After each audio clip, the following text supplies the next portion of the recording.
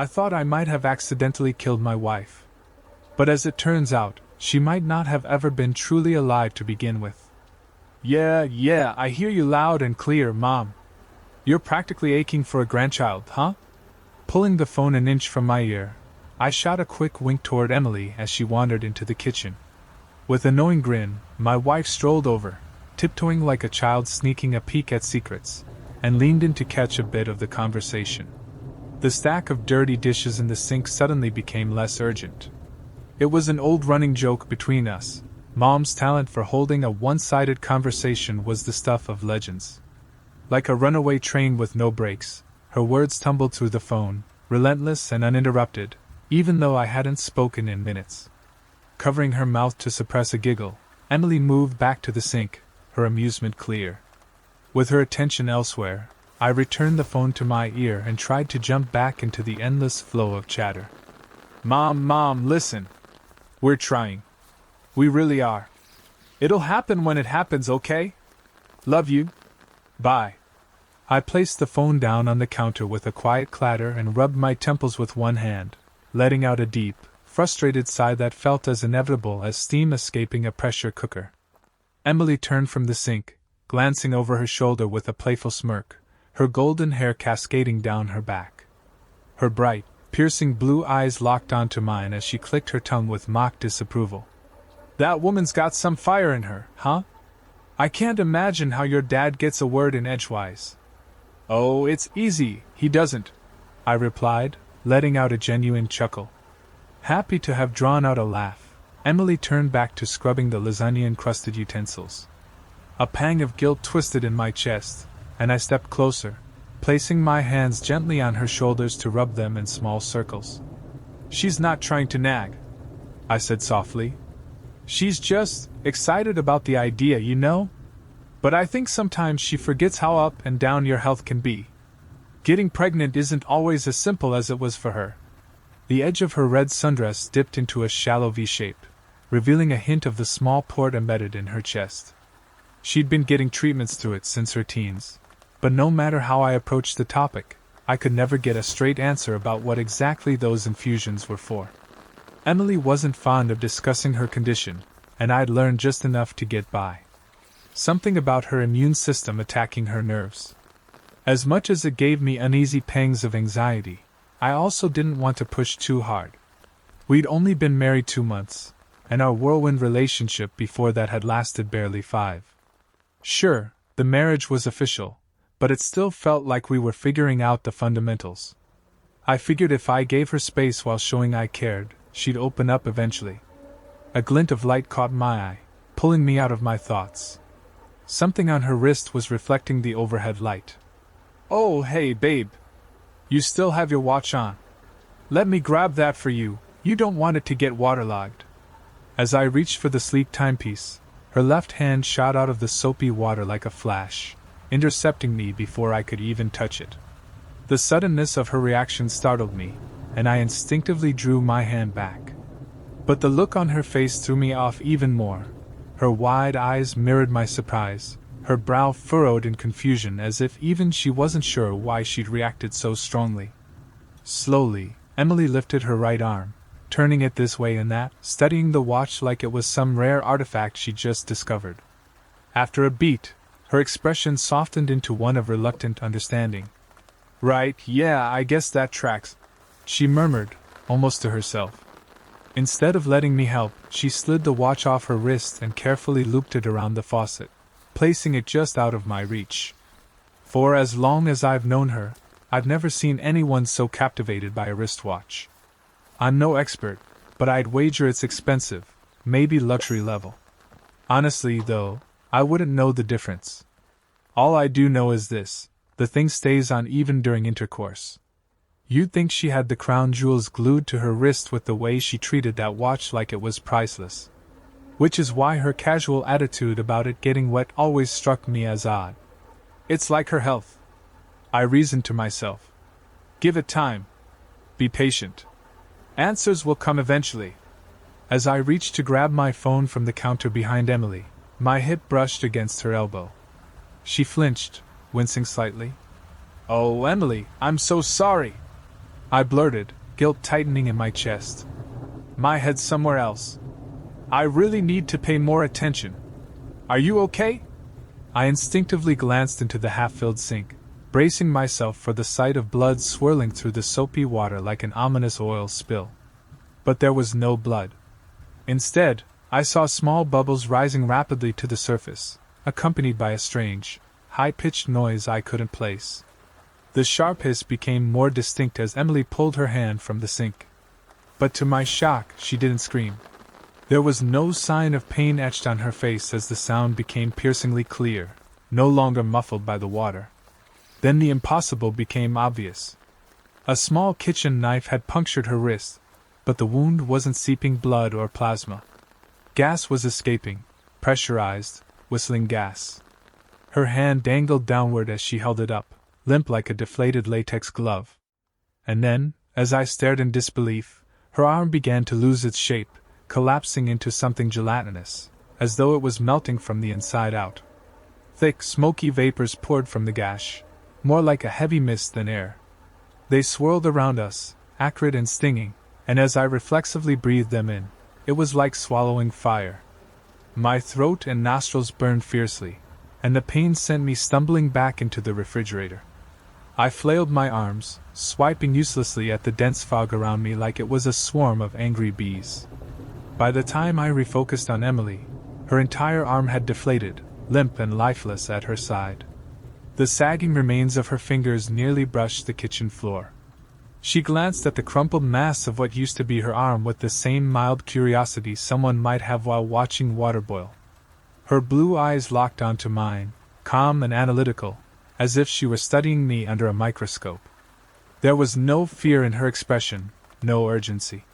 Just a furrowed brow and a flicker of detached interest. It was a look that made my skin crawl. Before I could process what I was seeing, her face began to fold inward, her nose the first to vanish into a grotesque crater forming in the middle of her features. It was as if her head had been hit by an invisible sledgehammer, collapsing into a warped and hideous distortion. My stomach churned violently, and bile rose in my throat as her face caved in completely, leaving behind a rubbery, unrecognizable mass sprouting from her neck. Then her chest buckled, collapsing into her abdomen. With one last deafening hiss, the remaining pieces of my wife disintegrated into a tangled heap of elastic material and a pile of empty clothes on the kitchen floor. For a moment, the room was eerily silent. I'm not sure how I reacted. Maybe I screamed, maybe I cried. Or maybe I just stood there, frozen, unable to do anything but wait for the nightmare to end. The next thing I remember was hearing a voice, calm and professional, coming from my phone. The 911 dispatcher was asking if I needed emergency services. I don't recall saying anything, but I must have, because she assured me the police were already on their way. Then my phone vibrated, the sensation snapping me out of my stunned haze like an electric jolt straight to my soul. I gasped, adrenaline surging through my veins as I glanced down at the screen. Emily was calling me. My heart thudded painfully in my chest. From where I stood, I could see her phone lying on the counter near the sink face up. On its screen, the words, "Hubby," blinked back at me from an active outgoing call. I didn't know what else to do, so I answered. Is that you?" I stammered, barely able to form words. "Hey, sweetheart." Her voice chirped on the other end, eerily cheerful. "Could you do me a favor? Pick me up off the floor and—" The cheerful, sing-song voice coming from the speaker was the final straw. With every ounce of strength I had, I hurled my phone across the room. It collided with the side of the oven, the screen shattering and going completely dark in an instant. For a moment, the room fell silent, but my attention was drawn to a faint bluish glow. Somewhere within the mess of Emily's shed skin, a tiny, silver flicker began to pulse like a firefly in the dark. Swallowing the lump in my throat, I took a tentative step forward, trying to pinpoint where the light was coming from. Grabbing a spatula from the counter, I carefully lifted a folded layer of what had once been her abdomen. There it was, her port. I leaned in closer to examine the implant. It blinked 3 times in rhythmic succession, followed by a small ring of light that spun around its edge like a tiny halo. Almost immediately, Emily's phone lit up again, attempting to reconnect with the mangled remains of my phone.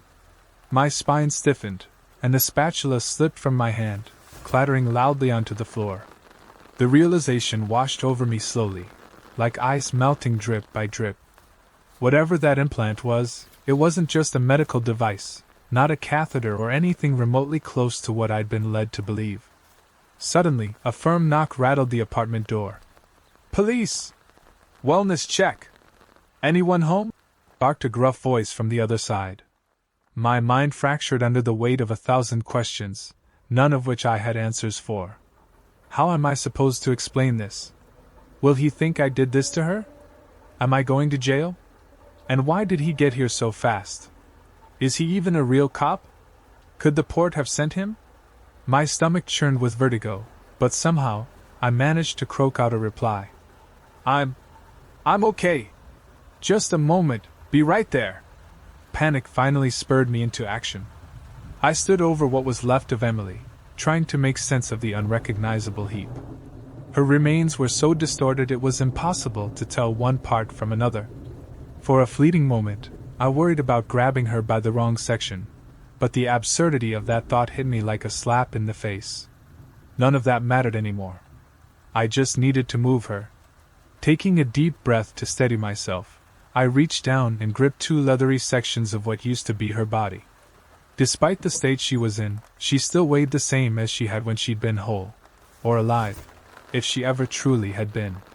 The slick, gelatinous texture of her skin made it easier to slide her toward the darkest corner of the kitchen, though the soft squelching sounds made my stomach churn. I prayed to any higher power that whoever was outside the door couldn't hear the noise. Once I had her tucked away, I draped an old navy blue peacoat over the grotesque pile that had once been my wife. With trembling hands I turned the lock and opened the door. Standing on the other side was a burly man in what appeared to be a police uniform. His face was set in a stern expression as he looked me over. "We got a 911 hang-up from this address not too long ago," he said, his gravelly voice tinged with suspicion. "Everything all right in there, son?" I forced my lips into what I hoped was a reassuring smile, but my face refused to cooperate. Instead, I ended up with a twisted, lopsided grin that probably made me look even more unhinged. "Why, yeah," I stammered, my words barely coherent. "I just had some chest pains. They're gone now. I'm fine." His eyes scanned me from head to toe, clearly assessing whether he had any reason to push further. My mind conjured horrifying images of Emily dragging herself into view with her deflated hand, the grotesque remains of her body exposing my awful secret. After what felt like an eternity, the officer finally spoke again. "Next time, if you're okay, call us back to let us know," he said, his tone hesitant, as though unsure of how to phrase his closing remarks. He didn't seem convinced, but distress wasn't a crime, and he had no reason to press further. I nodded stiffly, my movements awkward and unconvincing. He lingered for a moment longer, then turned and walked away. I stayed frozen until I could no longer hear the clinking of his holster or the dull thud of his boots on the floor. As soon as I shut the door, I leaned my forehead against the wood and let out a shuddering breath. My mind floated, disconnected from the world around me, but only for a moment. Anxiety soon bubbled up at the base of my skull, forcing me to confront the horrifying reality I was trapped in. With every ounce of hope I could muster, I prayed that when I turned the corner, there'd be no navy blue peacoat draped over something large and grotesque in my kitchen. If the corner was empty, it would mean I'd lost my mind, a thought I clung to with a strange comfort. Insanity, after all, felt preferable to this waking nightmare. At least in a sanatorium, Emily could visit me. But the faint glow of that silver firefly blinking beneath a heap of fabric and flesh confirmed my worst fear. This was real. It took me nearly half an hour to drag Emily's remains into the walk-in closet. I forced myself to focus entirely on the task at hand, refusing to get lost in the swirling questions clawing at the edges of my mind. There'd be time to grapple with the impossible later. Right now, I had only one objective: hide her. Once she was crumpled into the closet, though, I couldn't stop myself from staring. The sheer absurdity of what she had become gave the whole ordeal an almost surreal quality. It was easier to pretend this wasn't my wife, wasn't the vibrant, warm woman I'd fallen head over heels for. No, this was some cruel trick of the universe. A nightmare crafted by Salvador Dali himself. This grotesque shape wasn't Emily. It was her distorted, mocking shadow. That line of thinking helped, but only to a point. The part one couldn't ignore was her face. From where she lay slumped in the back of the closet, the right side of her face was visible. It was eerily intact, her skin pulled tight like a Halloween mask left out in the sun for too long. The crease of her nose hid the rest of her face from view, folding her features inward into the pile of what she'd become. But her right eye, cloudy, glassy, yet somehow alive, seemed to follow me. It tracked my every movement with a vacant, unsettling stare. I knew it couldn't actually be watching me. She hadn't moved a muscle, or what was left of her muscles, since I'd started dragging her. By all accounts, Emily was gone. But that empty gaze ignited something wild in me, a maddening heat that threatened to consume what was left of my sanity. I couldn't endure it. I reached for a t-shirt and draped it over her half-face, muting the eye's haunting presence. With her gaze obscured, I forced myself to continue my inspection. Two strange sacs caught my attention, embedded in the remains of her body.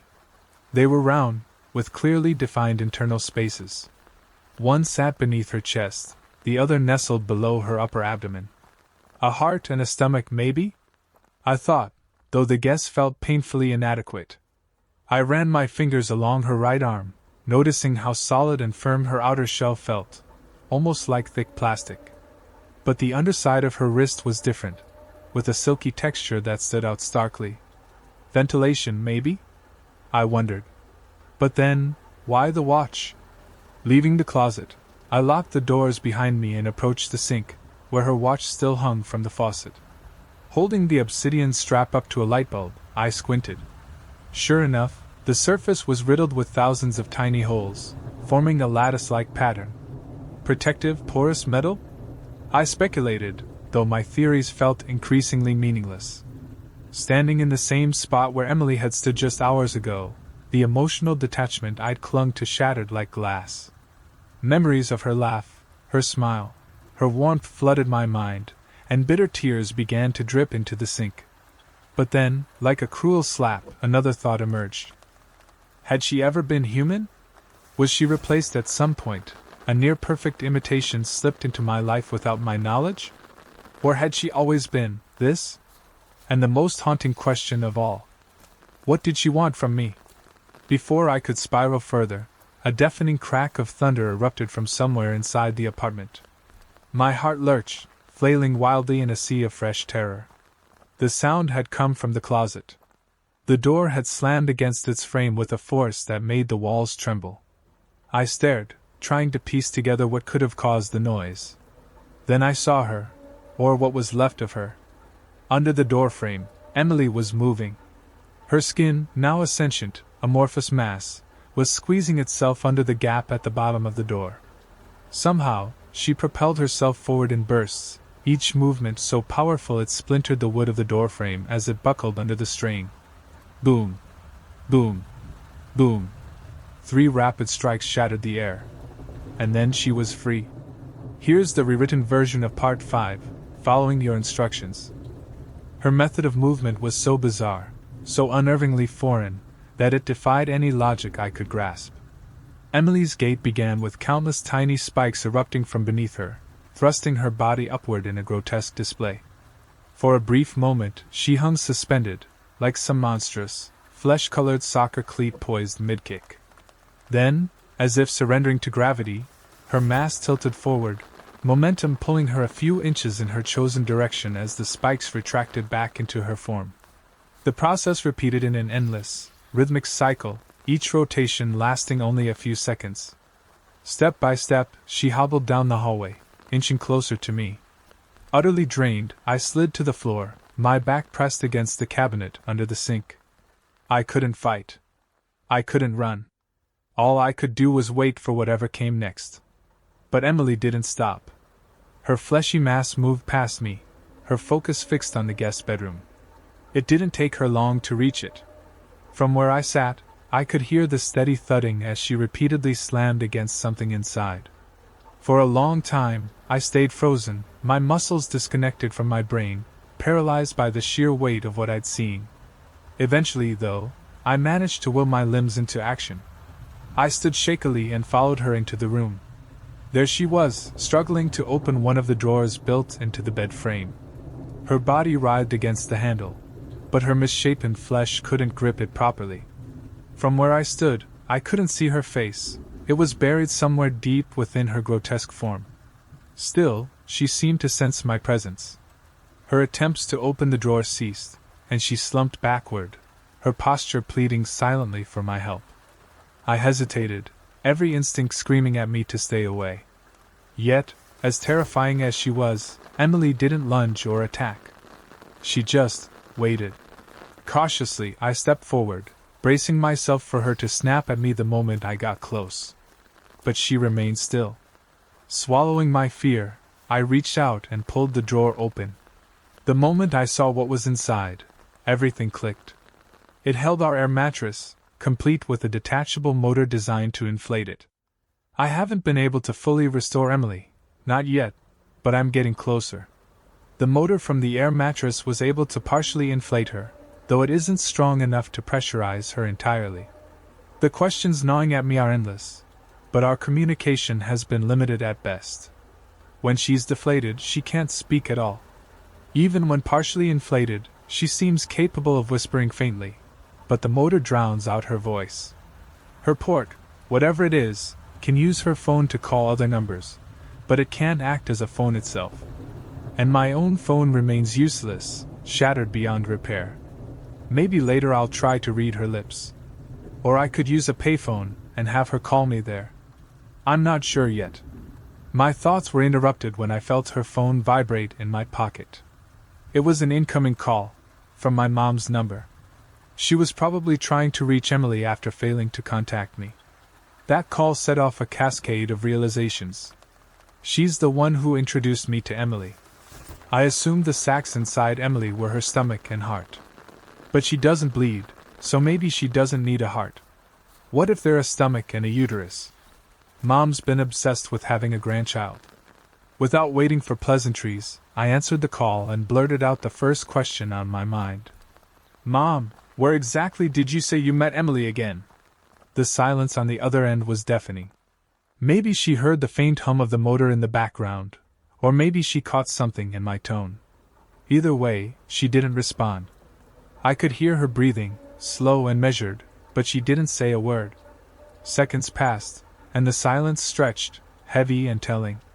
For all her faults, my mom's never been good at hiding things. She's a terrible liar, and her silence was all the confirmation I needed. She only clams up like that when she's trying to invent a lie.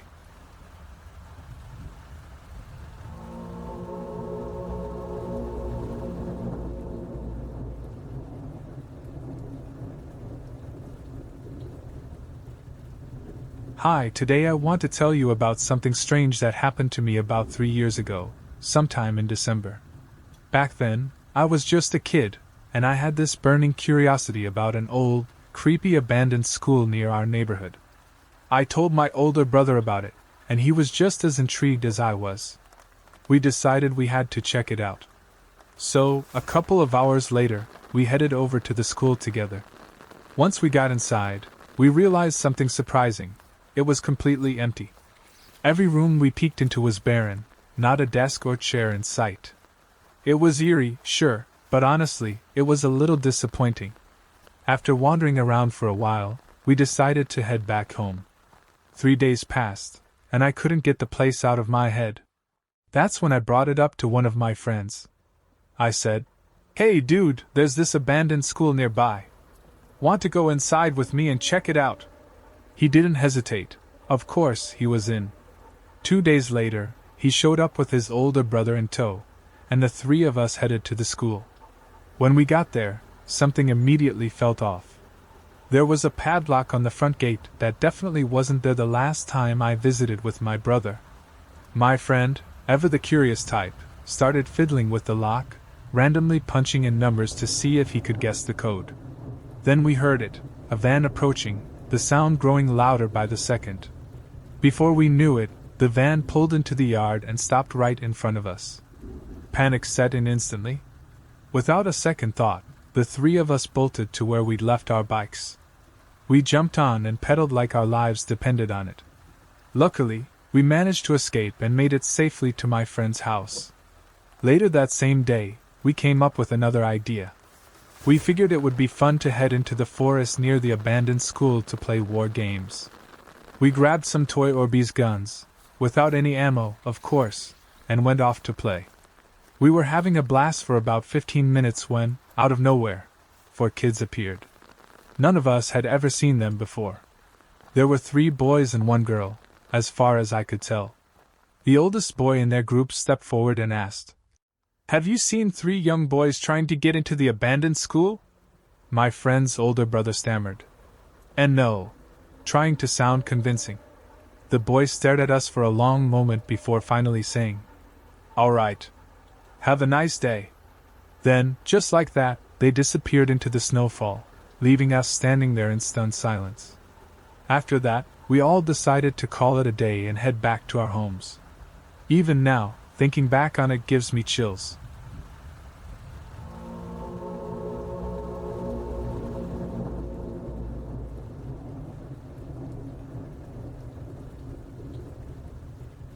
As a punishment, they gave me a 1000 IQ. When I woke up, I tried to scream, but my mouth wouldn't budge. It felt like there was some invisible, magnetic force holding it shut.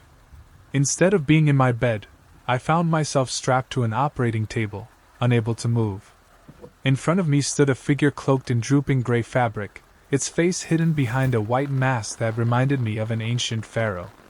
"This is your only warning," the figure said. Except the voice wasn't coming from its mouth. It was resonating inside my skull, brushing against the walls of my mind like a whisper carried on static. "Any more meddling, and your punishment will be permanent," it continued. The familiar comfort of my bedroom, where I was certain I'd fallen asleep, was replaced by a glaringly white surgical room. Mirrors lined the walls, reflecting the harsh light from overhead. Silver instruments gleamed ominously, hanging above me like a macabre mobile. A single black cable snaked along the table, disappearing behind my neck. "What is happening?" The question screamed through my head. Somehow, the figure picked up on my thoughts and answered. "You have taken too much interest in our pods." Pods? I racked my brain, trying to make sense of the word. Then it hit me. Last night, I'd spotted an unusually bright drone flying above the skyline downtown. I'd grabbed my camera, snapped a few photos, and shared them on Discord. Is this about my UFO obsession? This is about you stopping, and never starting again. The figure glided closer, its hand, a glossy, segmented thing that looked like a high-tech prosthetic, gently stroked my head. Whether it was a robot or some biomechanical being, I couldn't tell, and I wasn't sure I wanted to know. Terror pulsed through me, but I forced my thoughts into coherence. I'll stop. I swear I'll stop recording night lights. I won't share anything else. Just let me go. Why did you seek out our pods? The question caught me off guard. Why? I scrambled for an answer, blurting the only thing that came to mind. Curiosity. I just wanted to learn more about UFOs. I didn't mean any harm. I'm sorry. You wanted to know more? The voice rasped, grating like nails on a chalkboard etched into the back of my skull. If you wanted to know more, then I will show you what it's like to know everything. Know everything? Before I could process what that meant, a sharp jolt shot through the cable behind my neck. Electricity flooded my brain, and suddenly, I understood. The strange metal device hovering above me wasn't just a surgical tool. It was both a clock and a calendar. Its intricate notches tracked time relative to the alien's home planet. I saw a mechanism within the device that shifted every 2.5 seconds. My brain, now firing on all cylinders, calculated the math instantly. It had shifted about 240 times since I'd woken up, which meant I'd been lying here for roughly 16 minutes. How am I doing this? I thought, overwhelmed by the speed and clarity of my mind. You can figure out everything now, the skull voice said. It was as if my brain had been injected with pure lucidity. I wasn't high. I was hyper-aware, processing thoughts and concepts at an unbelievable pace. Everything felt heightened, razor-sharp. But it was too much. I tried to ground myself by focusing on the facts. My name is Mark. I was born 34 years ago in Portland, Oregon. Ever since watching Close Encounters of the Third Kind, as a kid, I've been fascinated by aliens. That's why I picked up a camera early on, started photographing the night sky, and ended up studying photography in art school. I still owe $17,510 in student loans from that decision, a debt I'll probably never pay off because I spend most of my time getting high and playing video games to fill the void left by never having a meaningful relationship. That void exists because of my trust issues and ADHD, which stem from my mom leaving me with my clueless dad when I was 4. And that's probably why I latch onto pointless hobbies like recording UFO lights at night, because they give me some faint illusion of purpose. It all tumbled out at once, the brutal clarity of my life hitting me like a freight train. The surgeon in the gray cloak ran his cold, synthetic fingers along the sides of my head. "Tell me about purpose," he said, his voice slicing into my thoughts like a razor. The moment the word formed in my mind, I knew this wasn't going to end well. Photography was the thin excuse for purpose I had always clung to, but what did it really achieve? At its core, a photo is just a record of something that already existed, a frozen fragment of a universe that's been spinning for 13.8 billion years. Capturing a fleeting moment in time is about as significant as documenting a single grain of sand on an infinite beach. I'll probably die in 40 years, maybe sooner, from Alzheimer's, just like my dad's side of the family. Why waste time recording thousands of meaningless grains of sand? The pharaoh turned and approached a console connected to the cable lodged behind my neck. His artificial hands adjusted a jagged dial, and instantly my brain felt like it was on fire. My thoughts accelerated so much that I could feel the pulsing of my own heartbeat behind my eyes. I couldn't stop myself from reflecting on humanity as a whole. Human psychology is tragically flawed, a half-baked system destined to replay the same conflicts and wars throughout history. We can't escape it. This endless cycle of aggression guarantees the eventual stagnation of our intellect and resources. Within the next few centuries, or maybe even sooner, our species will face extinction. And when we're gone, we'll leave no mark on the universe, other than briefly polluting a single planet. This pharaoh studies, impotent, civilizations like ours to observe the inevitable failures of evolutionary incompetence. I am just one insignificant speck of bacteria on this rotting petri dish. The white mask stared down at me, its two hollow eyes boring into my soul.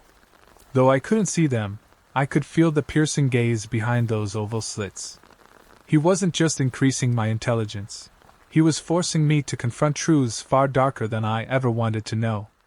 This hyper-awareness wasn't a gift, it was pure torment. Somehow, I grasped an inherent truth about his kind.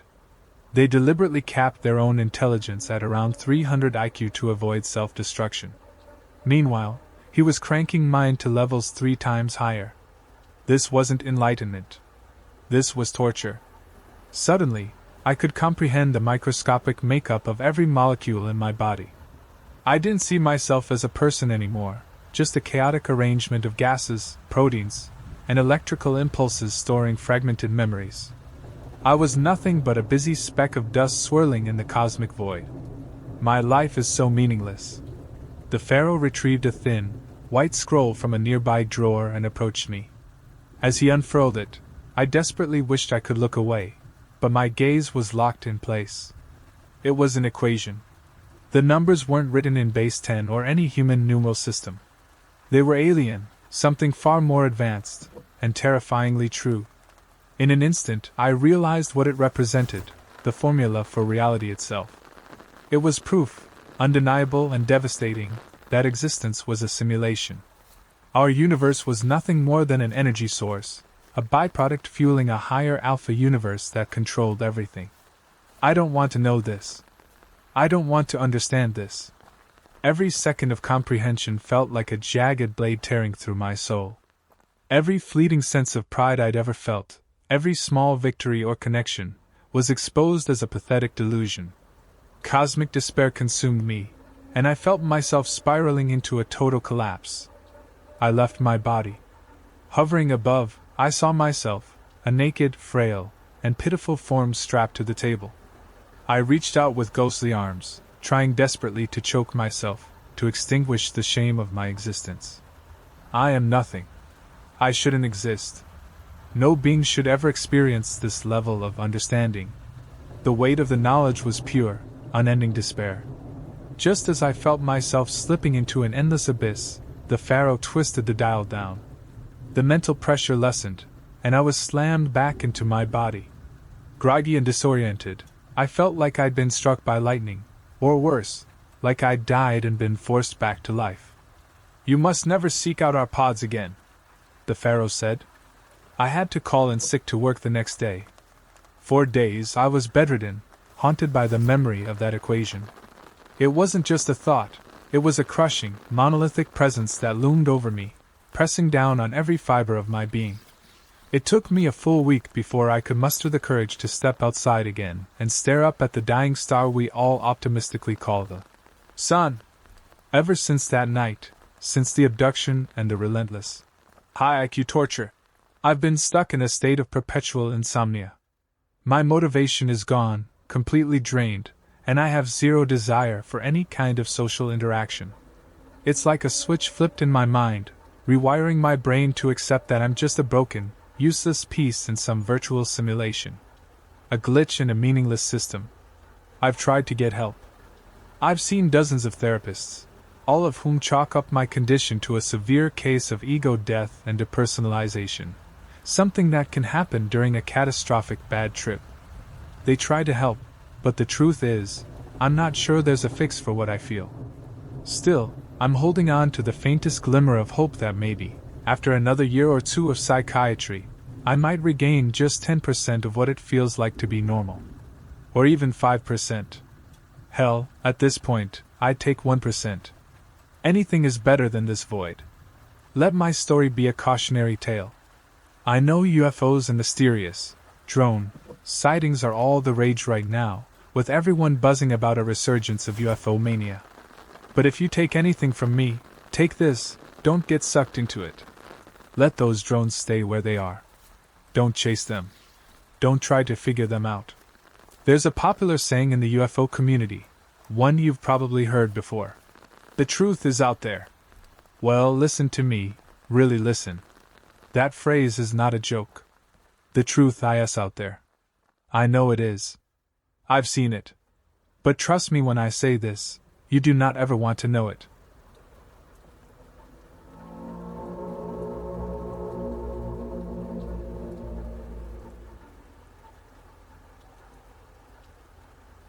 Granger.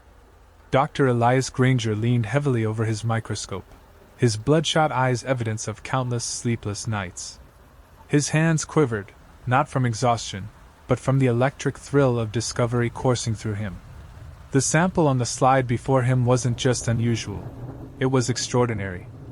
A mutated strain of the rabies virus, but this was no ordinary variation. Granger had been chasing this moment for years, ever since he first theorized the existence of what he called the zombie pathogen.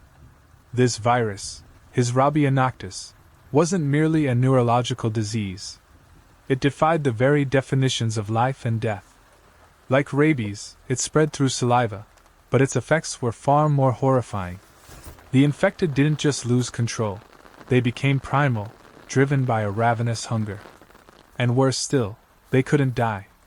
At first, Granger thought he must have made an error. The virus took its time to show symptoms, but once it activated, it spread through his test animals with terrifying speed. They weren't just rabid, they were unstoppable. No heart failure. No organ collapse. No death. The only way to stop them was to sever the head completely. Even then, Granger wasn't entirely convinced it was true death. What if it was just another phase in this macabre cycle? He leaned in closer, his breath fogging the microscope lens as he studied the virus in detail. The strands twisted and writhed as they rapidly infected host cells. Granger's mind raced. Was the virus inducing necrosis not just in the brain, but throughout the body? Could it be hijacking the host's own cellular structure to regenerate itself endlessly? A piercing scream shattered his concentration. He jerked around toward the observation window. There, in the adjacent lab, a young intern named Lena was struggling against a man. The man's bloodshot eyes were wild and unseeing, saliva streaming from his mouth as he grabbed her by the throat. Granger's stomach churned as Lena screamed again, but it was already too late. The infected man lunged, sinking his teeth deep into her shoulder. She went rigid with the shock of the bite, her cries turning into gasps of pain. Granger felt his heart hammering against his ribs. He'd known this could happen, but not like this, not so soon. Lena's body convulsed violently, the infection spreading faster than Granger thought possible. Her face contorted into a mask of terror, her eyes darting around wildly. She stumbled backward, her movements jerky and unnatural. The lab descended into chaos, shouts, the clatter of overturned equipment, the thunder of footsteps. Granger turned back to his microscope, hands shaking as he scrambled to save as much data as he could. He couldn't let this research disappear. Behind him, the chaos escalated. Lena, now fully consumed by the infection, lunged at Dr. Holt, one of the senior researchers. Granger watched in horror as Lena tore into her colleague's neck. The infected multiplied rapidly, their hunger fueling a frenzy that seemed unstoppable. His gaze flicked to the whiteboard on the far wall. Scrawled in his own hurried handwriting were the words, "Immortality? Could it be real?" But this wasn't immortality. Not really. These creatures weren't alive anymore. They were something far worse. The door behind Granger burst open with a deafening crash. The infected were coming for him now. His mind spun, trying to make sense of it all. Rabia Noctis had no cure. No antidote. Nothing could stop it except severing the head. And even that was just a desperate measure. Could humanity survive this? Could he survive this? It didn't matter anymore. The virus had escaped. Granger looked down at his notes one last time. Then he made a decision. The overhead lights flickered, casting the room into a shadowy void. And just like that, there was only darkness. Beyond the walls of the lab, the world had no idea what was coming. Not yet. But the virus was out now. And as the night breeze rustled through the trees outside the desolate facility, it carried with it a faint, guttural sound, a growl. The infection was spreading faster than anyone could have imagined. And Granger? His story was just beginning.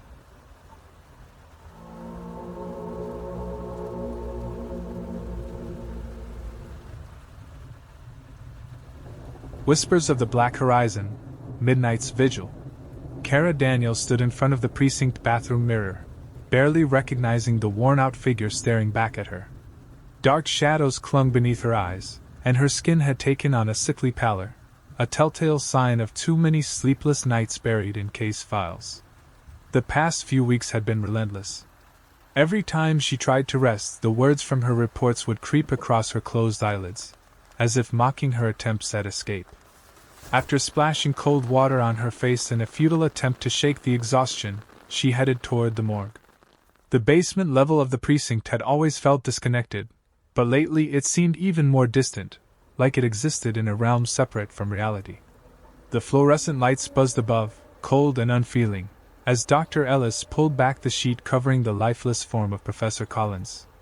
His face was locked in an expression of pure terror, his mouth frozen mid-scream. His hands were stained black, the color seeping down to the bone, and the blood vessels in his eyes had burst, forming strange, vein-like patterns that looked almost like writing. "I keep seeing things," Ellis muttered, his hands trembling as he flipped through the lab results. "Words. They weren't there before. And sometimes I hear whispers." Kara nodded, trying not to let the chill in her spine show. She added the report to her growing case file. 6 incidents in just 3 months. Each one made it harder to dismiss the things she'd spent her career rejecting. The nightmares had started after the second disappearance. Dreams of living ink, of books that turned their own pages, of symbols that writhed like worms in her mind. "You look like hell," Officer Carter said as he dropped crime-scene photos on her desk. "When's the last time you went home?" His concern was genuine. They'd been partners for 5 years, and he'd seen the toll this case was taking on her. "I'm fine," Kara lied, flipping through the photos.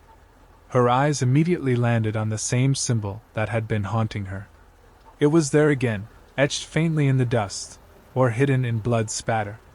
She saw it everywhere now, in coffee stains, in shadows on the walls, in the cracks spreading ominously across the ceiling of her apartment. Back in her office, Kara sat at her desk, absently stirring a cup of coffee that had gone cold hours ago. The rings staining the ceramic mug formed shapes that looked disturbingly familiar. She'd started taking her coffee black, avoiding cream and sugar, after realizing they always created similar patterns. The case board loomed over her, a tangle of red string connecting the victims in a web that felt increasingly deliberate. Miranda West, the first to disappear, had left behind a single page that caused nosebleeds in anyone who tried to read it. A grad student whose notebook devolved into madness. Marcus Blake, found submerged in ink filled with fragments of text that defied all logic. Her phone buzzed, the screen rippling unnaturally as she read the text. "You're like her," before she understood. "Sterling Books. Midnight. Come alone." Her brows furrowed as she stared at the message.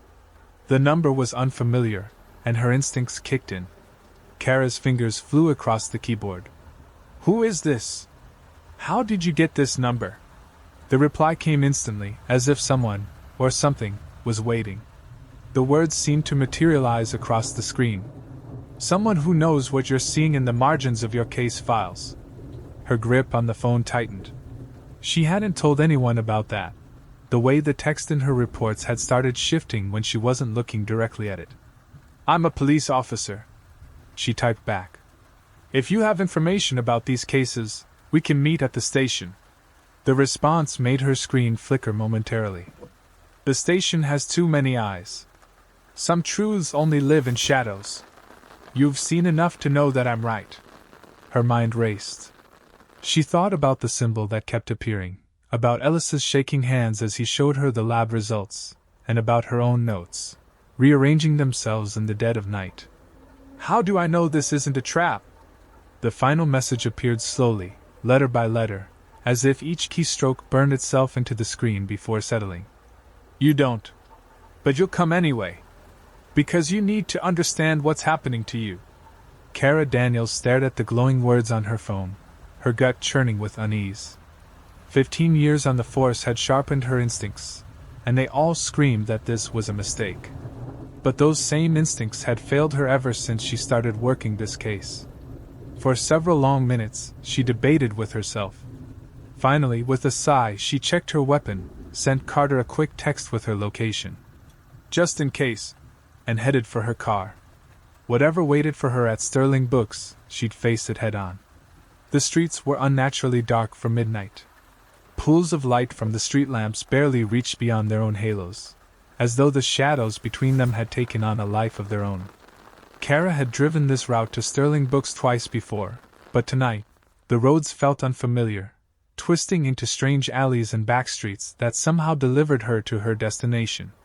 The bookstore sat on the corner of an old brick building, its architecture subtly out of place compared to its neighbors.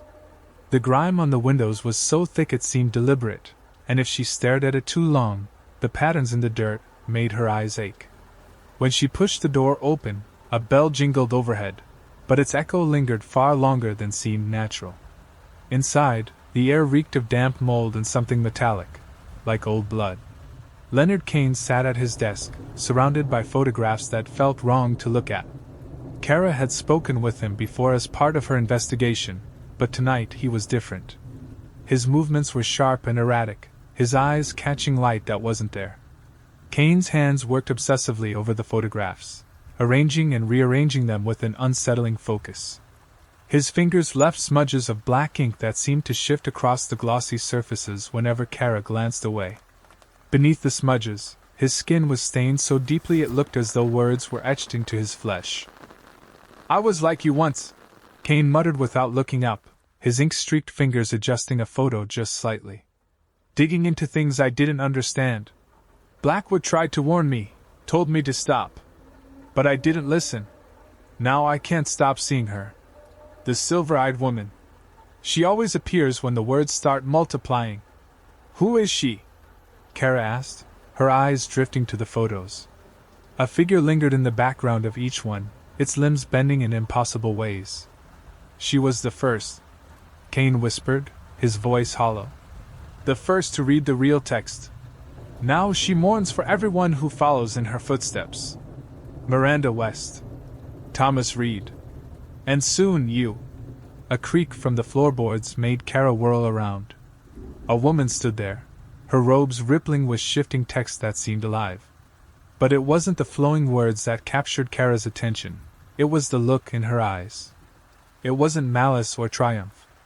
It was recognition. "You remind me of myself," the woman said, her voice layered with harmonics that made Kara's jaw ache. "I used to be a professor long ago. Before I found the text that unraveled everything. I fought it too. Tried to reason it away with logic." "Where are they?" Kara demanded, her voice tight. "The missing people, what did you do to them?" "We showed them the truth," the woman replied, her smile tinged with pity. "The same truth you're circling closer to, Sergeant Daniels. I see how it's already altering you. The sleepless nights. The symbols you can't unsee.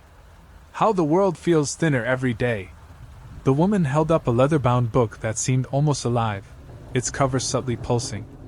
The pages turned on their own, revealing writhing text that rearranged itself before Kara's eyes. She caught fragments of her case files, lines she knew by heart, but now they twisted into something greater, something darker. They spoke of infinite, shadowy voids and the horrors lurking within. "Stop," Kara whispered, her voice cracking. But she couldn't look away. She thought of her apartment, walls covered with case notes, and symbols she couldn't stop chasing. Her sister had stopped visiting months ago, unsettled by the changes in her. Even Carter had grown distant, his worried gaze tracking her descent into obsession.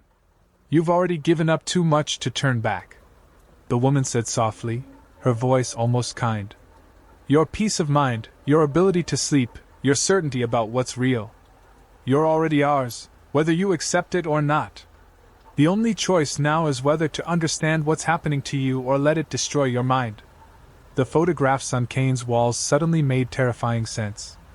Their arrangement mirrored the pattern Kara had unintentionally created on her case board back at the precinct. Those red strings she'd used to connect victims weren't just tracing their connections, they were forming the same symbols she kept seeing everywhere. The realization hit her like a blow. These weren't just victims, they were initiates. Each one had followed the same path. "Come to the old church on Corvid Lane tomorrow at midnight," Terrain said, her voice soft but resonant. "See what Miranda West saw. What Thomas Reed accepted. What the silver-eyed woman mourns for." Terrain dissolved into the shadows, the darkness folding around her like eager hands. The book she'd left behind sat on the table, pulsing faintly, its cover almost alive, like a heart beating in the dark. Kara's apartment had become a physical reflection of her unraveling mind. Case files covered every available surface, each page marked with sticky notes, whose text shifted when she wasn't looking directly at them. The walls were strung with red thread and pinned photographs, creating a chaotic web that made perfect sense only to her warped perception. She hadn't set foot in her bedroom for weeks. The shadows there were too heavy, too alive. Whenever she closed her eyes, she dreamed of the silver-eyed woman, her tears staining Kara's pillowcase with words written in languages that didn't belong to this world. Instead, she'd taken to sleeping on the couch, though sleeping was generous. The TV stayed on at all hours, its static filling the silence and drowning out the whispers that seemed to seep from her case files after dark. Sometimes, when she looked at the screen, she saw programs that couldn't possibly exist, narratives written in shifting alphabets that crawled like insects across the glass. The day passed in a haze of paranoia and obsession. Kara stared at her walls, where faint words formed in the wallpaper if she didn't focus on them. Her gun felt unnaturally heavy in its holster, and when she checked her bullets, they had started to deform, the metal carving itself into symbols she recognized from her files. She packed her case files into her bag, each sheet of paper feeling as if it carried a physical weight. Her badge hung cold against her chest, and as she caught her reflection in the mirror, she swore the metal had begun to tarnish, its surface etched with the same symbols that haunted her notes. In the parking lot that evening, Martinez was waiting for her. "Kara, please," she said, her voice thick with worry. It was the first time in years Martinez had used her first name. "Whatever this is, let me help. We can work through it together." Kara stopped, really looking at her partner for the first time in weeks. The concern etched into Rosa's face made her chest ache. "I don't think you can help me this time, Rosa," she said, her voice barely above a whisper. "I'm not even sure I can explain what's happening. Maybe I am going crazy, but if I am, I have to know why." Martinez grabbed her arm, her grip firm, almost desperate. "Listen to yourself," she pleaded. "This isn't you. The Kara Daniels I know looks at evidence, not whatever this is. Let me call Dr. Moore at Behavioral Health. Please. Don't let this case take you somewhere you can't come back from. The evidence is right there." Kara snapped, pulling away. "You've seen it too, you just won't admit it. The witness statements keep changing. The symbols that weren't there before. This isn't in my head." Martinez's voice cracked as she tried to push back. "What I see is my partner burning herself out over 6 missing persons cases.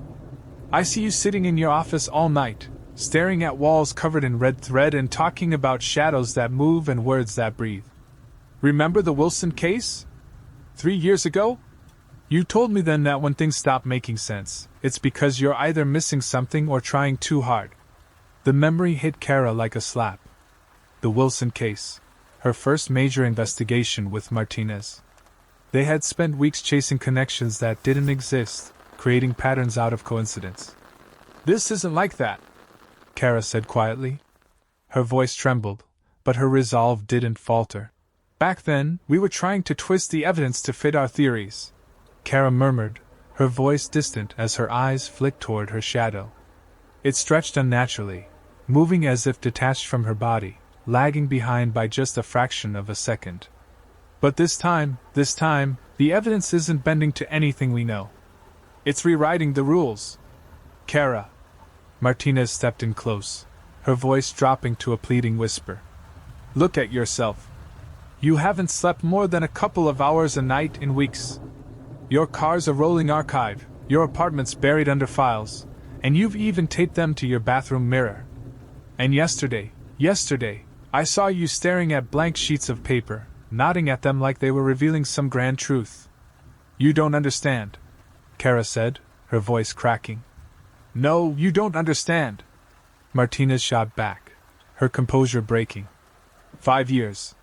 5 years we've worked together, and now I don't even recognize you. You're the one who drilled it into me. Follow facts, not feelings. Question everything you said. But now you're chasing whispers and cryptic messages, and I'm watching you lose yourself to it. Let me help you, Kara. Before it's too late." Kara met Martinez's gaze, the weight of her partner's words pressing heavily on her. Rosa wasn't just scared, she was mourning. Kara could see it in the way her partner's jaw tightened, the tremor in her voice. Rosa had been watching this descent in quiet agony, cataloging the changes. The case reports Kara claimed shifted overnight. The shadows that moved like living things. The times Kara whispered to herself, lost in a language no one else could hear. "Rosa," Kara said quietly, her voice barely audible. "If I don't go tonight, this case dies here. The truth dies here. And I can't let that happen, even if it means losing everything." She rested a hand on Rosa's shoulder, a fleeting gesture that carried a lifetime of trust. Then, without waiting for a response, she turned and walked away. "Don't follow me. I mean it. Kara felt Martinez's eyes on her as she reached her car, the tension between them heavy enough to crush her chest. Her badge, clipped to her belt, felt colder than usual, as if it understood what this night meant. The drive to the church was like moving through a world that wasn't entirely her own. The streets seemed warped, every turn unfamiliar despite being in the same city she'd known for years. The pedestrians she passed moved with eerie synchronicity, their steps perfectly timed, their heads turning as one as her car rolled by. Kara gripped the wheel tighter, feeling the world shift and distort around her. When she finally parked at the base of the old church, its towering spires loomed above her, piercing a sky painted with unearthly colors. Hues of violet and green bled into shades she didn't have names for, swirling like a cosmic storm. The stained glass windows glowed faintly, and behind them, she saw her, the silver-eyed woman. Tears poured down the woman's face, leaving streaks that tore holes in reality itself. Kara stared, transfixed, as a profound understanding settled over her. Those tears weren't just grief, they were a celebration. Another seeker was here. Inside the church, the air felt heavier, charged with an unseen energy. Thomas Reed was waiting. The man who had once been a struggling writer now stood as something wholly other. His black notebook rested in his hands, the pages shifting subtly, as though they were alive. Kara remembered him from her files, an artist lost to obsession, now transformed into a vessel for words that bent the fabric of reality. Leonard Kane lingered in the shadows. The fight had long since left him. Whatever transformation he'd undergone, he had given himself to it completely. And watching from the center of it all was Terrain, her gaze steady, her expression both knowing and unreadable. Her eyes seemed to reflect an eternity of experiences, a life forever divided between what she once was and what she had become. As Kara stepped inside, the heavy doors sealed behind her, locking with a sound that reverberated through the space like a tolling bell. She didn't look back. Instead, she pulled out her case files one last time, flipping through the pages that had consumed her life. This wasn't just about finding missing people anymore, it was about finding herself. The silver-eyed woman's voice echoed softly through the cavernous hall, her tears still falling. They whispered of the black horizon, the end and the beginning of all things. And in that moment, Kara understood. It wasn't just a warning. It was a promise. A promise of what they would all become when the final page was written,